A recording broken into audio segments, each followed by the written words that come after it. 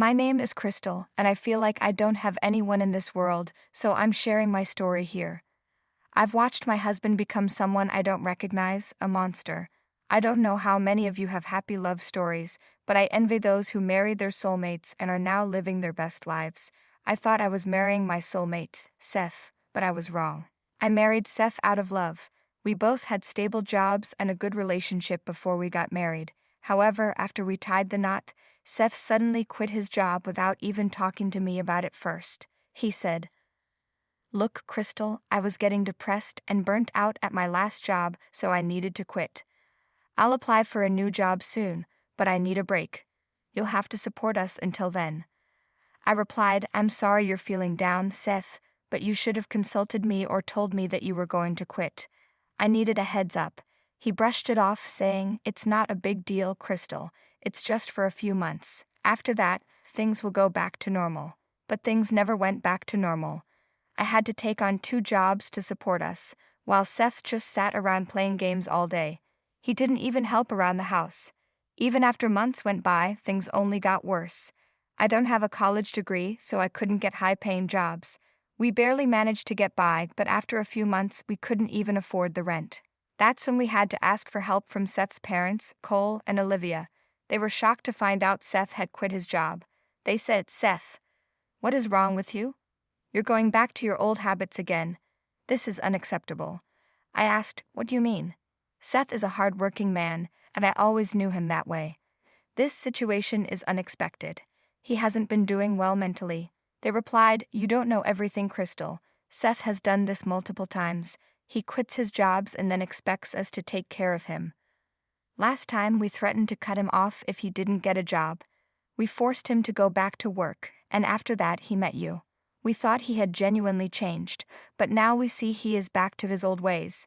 He says he is depressed, and he visited many therapists, but they all said there was nothing wrong with him. He was just playing us for free money." I was shocked to hear this about Seth. Believe me, during the 2 years we were in a relationship, Seth was a consistent worker. He never did anything like this. It only happened after the wedding. I had no idea this was a pattern. Seth tried to defend himself, saying, "Dad, you saw that I changed my ways. This is really an exceptional situation. We just need a little help for now. I'll find a job soon." His parents told him, "You better stick to your word, Seth. We won't let you mooch off your wife. She's a good person and deserves happiness. We will let you stay at one of our properties for free, but you have to promise to get a job soon. We will kick you out if you continue this behavior." I'd assured them, "Thank you so much. Seth will work on his problems. Thank you for helping us until then." Seth also promised his parents that he would find a job, but he never did. Instead, he lied to them about having a job, while I was the one working hard to support our family. I kept quiet because I loved him and didn't want to pressure him. Slowly, our finances got worse. I was barely making ends meet, while Seth continued to waste time. In fact, he got angry with me when I couldn't bring in more money each month. He even warned me not to take days off to avoid missing a day's wage. I was exhausted and isolated from everyone. Seth hated it when I went out with friends. I was foolish and too in love to see the truth, so I stayed like this for a year. Yes, for an entire year. I worked like a slave and reduced myself to nothing. One day, I had enough and took a day off from both my jobs. When Seth saw that I didn't go to work, he said, "Why are you home, Crystal? You should be at work making money." I took the day off and said to Seth, "If I keep working like this, I'll die, Seth. This is unacceptable." He replied angrily, "Who told you that you can take a break? I warned you about this, Crystal, and you didn't listen." I shot back, "How can you be so cruel, Seth? For a whole year, I worked like a slave while you enjoyed my money. You isolated me from my friends because you didn't want me going out and spending money. This is hell, Seth. I deserve a day off, and I will go out. You'll have to deal with it." I ran out of the house crying because I was hurt and needed to get away from him. I walked around the city and did some window shopping, but I didn't have much money to buy anything. Over the past year, I lost most of the money I had saved, and it was all because of Seth. I was truly getting frustrated with him. He had stopped showing me any affection a long time ago. Now all he did was yell at me about wasting time or not bringing in enough money. I really didn't know what to do. After being out for most of the day, I returned home in the evening. I walked up to the house and tried to unlock the door with my key. The lock turned, but the door wouldn't open. I realized it was bolted from the inside. I was confused, so I knocked on the door. I knew Seth was home, but he didn't answer. After a while, I started shouting, "Seth, open the door. I'm outside, and it's freezing. I'm going to catch a cold." Seth replied, "I'm not going to open the door." I was shocked. "Are you joking, Seth? This isn't funny. Open the door." He continued, "You think you can disrespect me and ignore my warnings. That will never happen, Crystal. You need to learn a lesson. I'm not going to let you into the house today. You can stay outside or go wherever you came from." "What are you talking about, Seth? Are you locking me out because I took a day off from work? This is ridiculous, Seth. Let me in." "Knock all you want, Crystal. I'm not letting you in. Consider this a lesson for you."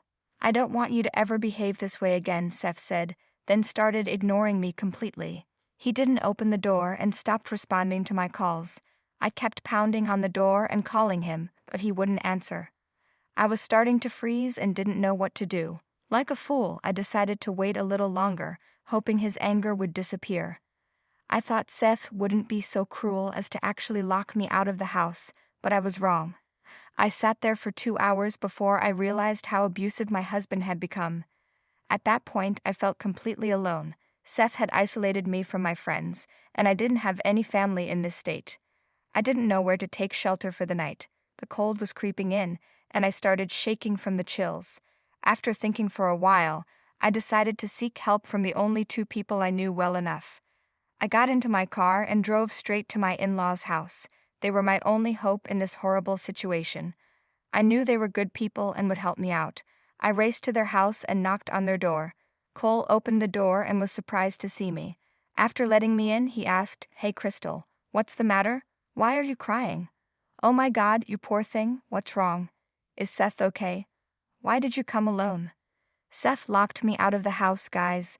I was sitting outside for 2 hours before I drove here." "What the hell, Crystal? Why did he lock you out? What kind of prank is this? Don't tell me he's getting influenced by all those videos he watches." "No, Cole, he wasn't pranking me. He locked me out because I took a day off work. He doesn't like it when I take a break. I've been working 2 jobs to support us and I was feeling burnt out, so I went window shopping for a day. It's not like I can buy anything. I don't have money." Cole was shocked. "What in the world, Crystal? Why are you working 2 jobs? Seth has been telling us that he's earning enough for both of you. He even said he's asking you to leave your job and take a break. He's been lying to you guys. He never got a job after he left his last one. I don't think he ever sent any applications. He's been pestering me for money, so I had to take up 2 jobs. He gets upset when I take a day off because it means I'll get less money next month." I started to cry and poured my heart out to his parents. I knew he had been keeping them in the dark. I had supported his lies because I didn't want them to disown him. I loved a man who didn't even care about me. My pain and shame became too much for me to handle, so I broke down. His parents were horrified to know that their son had become abusive toward me. They were even angrier than I was. Cole started cursing out loud while Olivia quietly patted my back. When I was done crying, Cole said, "Crystal, don't worry. You are not alone. We are going to get you out of this situation. I can't believe our son has turned into a monster. I wonder where we went wrong with him. This is horrible. Crystal, please don't cry. We will figure out something, I promise."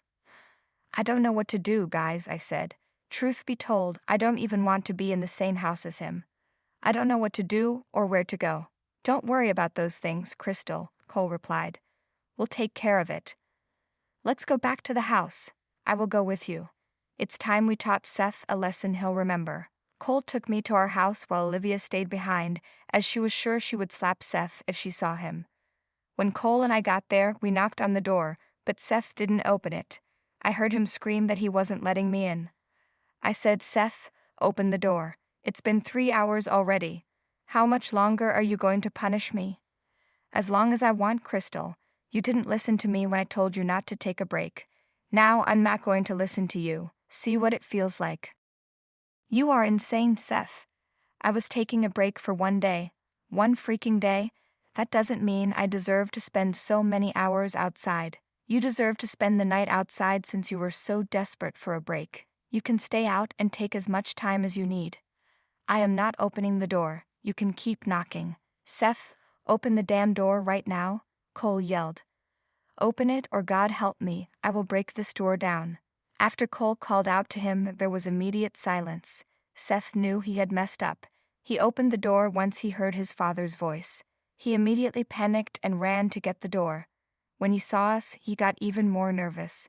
His dad looked very serious, with a mean frown on his face.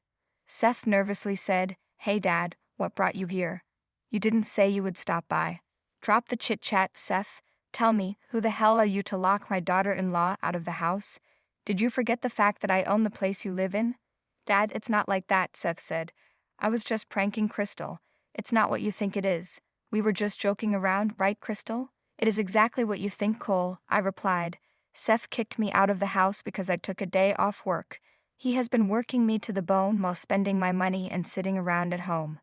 "Seth, why the hell is Crystal telling me you left your job without even consulting with her? I let you stay here on the condition that you would work on yourself for your family.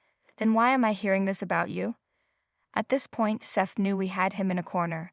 His lies were unraveling, and he had nowhere to hide. I would never have told people about my useless husband if it weren't for my pride.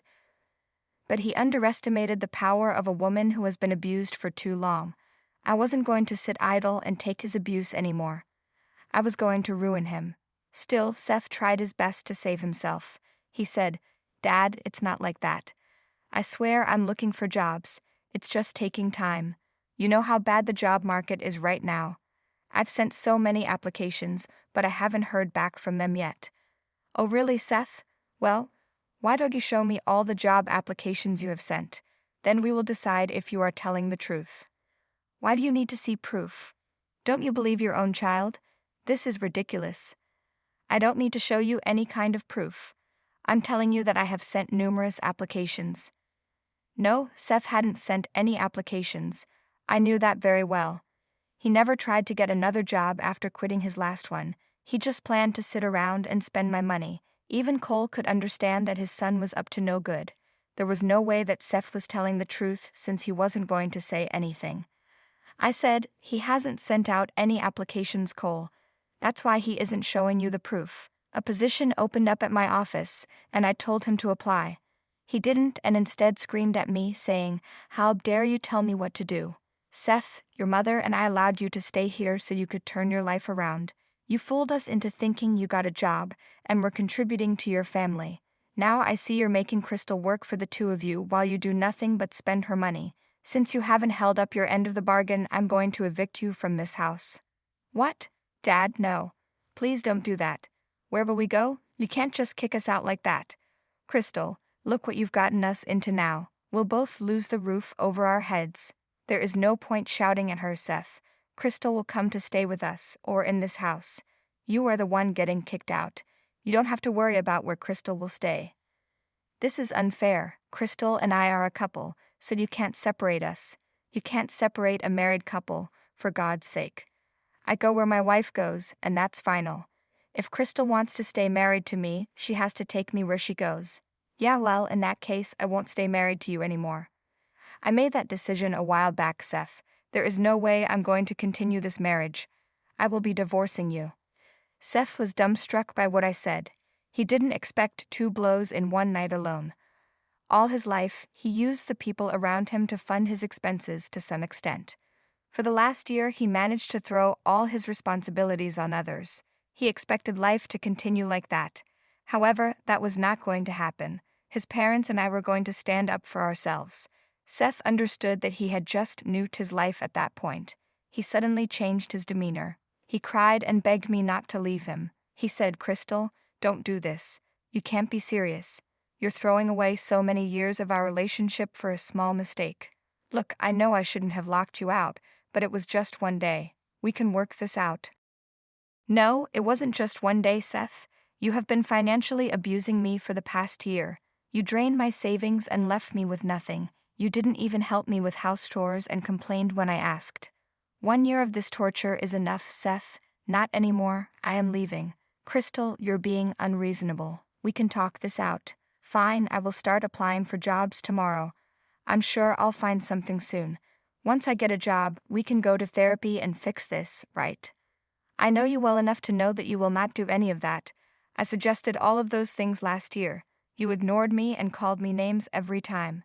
I know that if I listen to you now, you'll act like you've changed, but then you'll go back to how things are now. Dad, please help me convince Crystal. See, I'm willing to change, but she's not listening to me at all. Who's at fault here, Seth? Crystal is doing the right thing by divorcing you. You don't have the right to hold her back. Her logic is completely on point. She's a good girl, and I don't want her to waste her life with an abusive man like you anymore. Crystal, you can come over to our place and stay there until Seth is kicked out. I'll wait here while you pack your bags.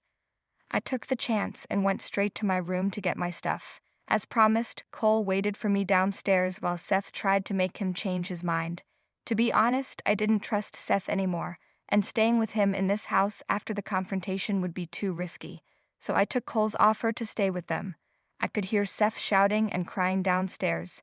Cole remained passive to everything and waited quietly for me. I got my stuff and went downstairs. Seth tried to physically block me with his body. That's when Cole shouted at him about calling the police. Seth got scared and let me go. Back at my in-laws' place, Olivia took one look at us and immediately went to hug me. For some reason, her tender move brought me back to tears. It had been ages since someone held me like that or showed me any bit of affection. It made me realize how much I lost by marrying Seth. His own parents loved me more than he did. Olivia brought me into the house and assured me I could stay with them as long as I wanted, so I decided to stay there for the time being. I didn't file for divorce straight away. Why? Because I needed Seth to get back on his feet to avoid paying him alimony. Seth would be forced to find work once the month was up, and he would have to move. Until then, he could enjoy half of whatever I had in our joint account. I transferred half of the funds into my account and left him with the rest. I promised myself not to send any funds into that account again. Seth tried his best to convince me to return to him. He showed up at his parents' place multiple times to get us to forgive him. We didn't, of course. In fact, this time, his mother verbally attacked him for being such a deadbeat. She even called him a poor excuse for a man. Seth was crying and begging for forgiveness. It was truly glorious. The month passed and Seth was forced to move out of the house. He tried to fight the move, which led to his parents almost calling the cops. I guess Seth was finding it hard to believe his parents were actually kicking him out. Anyway, since then, he has been couch surfing with his friends, but had to get a job, of course. I mean, who would host him for free day after day? Everyone knew about his bad habits of becoming a parasite on others. Seth couldn't find a good job, but he made do. As soon as he moved into a place, I filed for divorce. The process was easy because Seth didn't have any money for a lawyer. He resigned himself to his fate and let us get divorced. I didn't have to pay him any alimony because our income difference wasn't much. I left one of my jobs because I no longer needed to support another person. Plus, his parents were hosting me for free, which let me rebuild my savings. Anyway, we split amicably because we didn't have the means to fight. He apologized to me multiple times, but I didn't forgive him. I'm now living in a 2-bedroom apartment with a roommate. Things are picking up for me. I visit Olivia and Cole since they have become my family as well. They are also refusing to forgive Seth, and it doesn't look like their relationship will ever go back to normal.